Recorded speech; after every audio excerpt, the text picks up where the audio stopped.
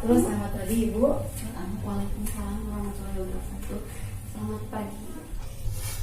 Sebelumnya terima kasih telah meluangkan waktunya dan bersedia menjadi narasumber untuk sesi wawancara ini. Sebelumnya, perkenalkan, nama saya Christine Anurita. Saya mahasiswa program studi Pendidikan Teknologi Informasi di Universitas Muhammadiyah Tasikmalaya. Saya melakukan sesi wawancara ini untuk memenuhi tugas mata kuliah pedagogik dengan topik pendidikan masa kini dan masa yang akan datang. Dan saya berharap bisa mendapatkan wawasan lebih banyak dari Ibu. Apakah Ibu bersedia untuk wawancara ini? Insya Allah bersedia. Bisa Ibu memperkenalkan terlebih dahulu? Ya, perkenalkan, nama saya Reni Universitas Tinggi. Saya sekarang mengajar di SDN 1 Bintang mengajar kelas 1. Kalau boleh tahu, riwayat pendidikan Ibu apa? Sebelumnya saya kuliah di UPI tahun 2015, lulus tahun 2019 itu jurusan PGPAUD. Lalu kuliah lagi tahun 2023 sampai 2024 PGSD. Baik, terima kasih atas pengenalannya. Kita lanjut ke sesi utama. Penggunaan AI kini sudah berkembang pesat, apalagi dalam pendidikan. Saat ini ada anak didik atau siswa sudah pandai menggunakan smartphone untuk membantu belajar atau penugasan. Pertanyaannya, Menurut saya itu ya ada sisi baik dan buruknya, ada kelebihan dan kelemahannya. Untuk kelebihannya mungkin kan sekarang era digital, jadi semuanya harus serba menggunakan smartphone. Jadi menurut saya kelebihannya itu bagus untuk bekal anak di masa depan. Di smartphone juga ada fitur-fitur edukasi yang bisa membantu anak untuk belajar.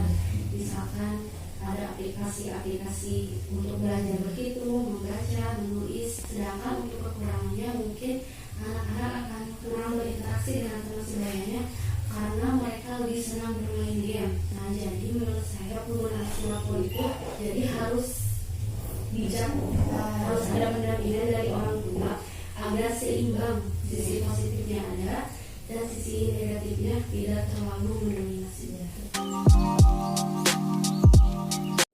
Menurut saya itu ada bagusnya juga, tapi ada tidak baiknya juga sih, sama seperti tadi.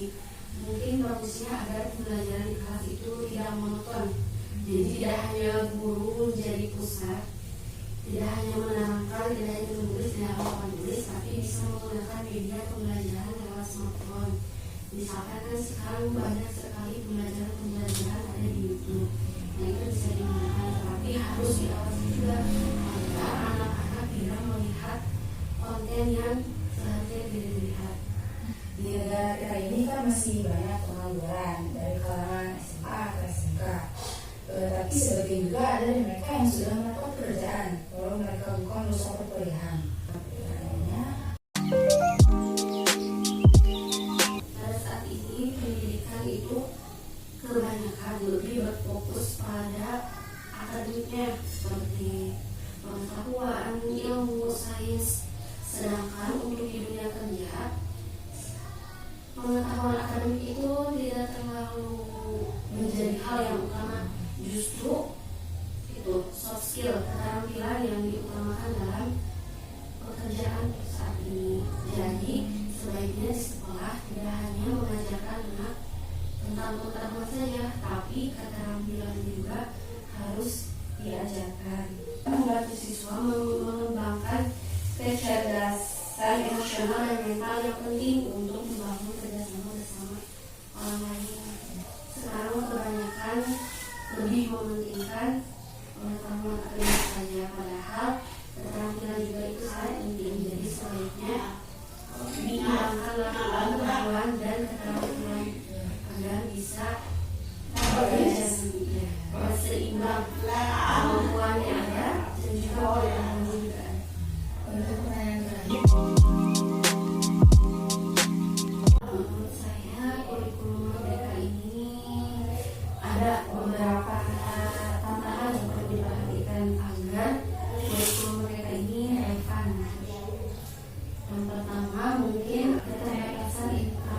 jalur SDM karena tidak semua daerah memiliki fasilitas yang mendukung untuk menjalankan kurikulum merdeka.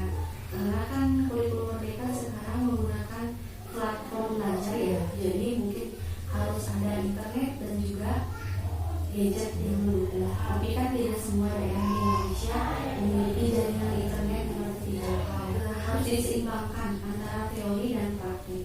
Jadi jangan hanya mengajarkan teori saja yang ada, misalkan PMM atau apa gitu. Harus diseimbangkan juga dengan praktik. Jangan hanya mengajarkan di HP saja. Nah, secara keseluruhan menurut saya kurikulum merdeka ini dapat relevan disesuaikan dengan kebutuhan dunia kerja. Nah, kurikulum merdeka ini tetap dipertahankan, tetapi harus terus dievaluasi dan disesuaikan dengan kebutuhan di pasar dunia kerja. Mungkin seperti itu. Jawaban yang sangat bagus sekali Ibu. Terima kasih ya. Baik, mungkin si wawancara sudah selesai. Alhamdulillah berjalan dengan lancar. Terima kasih banyak Ibu atas waktunya dan juga ulasan yang diberikan. Wassalamualaikum warahmatullahi wabarakatuh.